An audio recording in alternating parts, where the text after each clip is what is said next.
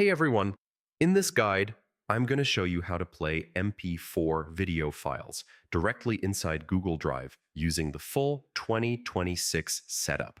This is perfect if you want to preview videos without downloading anything to your computer or phone.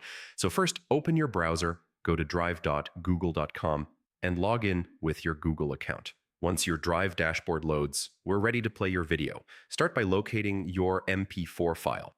You can use the search bar at the top or browse through your folders to find the exact video you want to watch. Once you see the file, simply double-click it. Google Drive will automatically launch its built-in video player and begin loading your MP4 file. Inside the player, you can click the play button to start watching the video.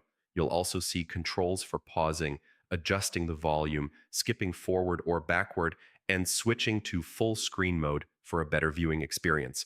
If you want to control how fast the video plays, click the three-dot menu inside the player. From there, you can change the playback speed to make the video faster or slower depending on your needs. Now, if your MP4 file does not play, don't panic. Right-click the video and choose Download. Once the file is saved to your computer, try playing it locally to confirm that the file itself is not corrupted.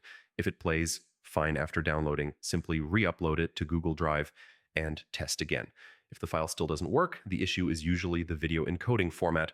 In that case, use a trusted online video converter to convert the video into a standard MP4 format using H.264 encoding. Upload the converted video back into Drive, and it should play without any issue. On mobile devices, playing MP4 files is just as easy.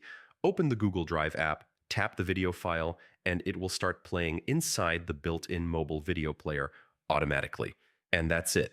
That's how to play MP4 files in Google Drive using the 2026 setup.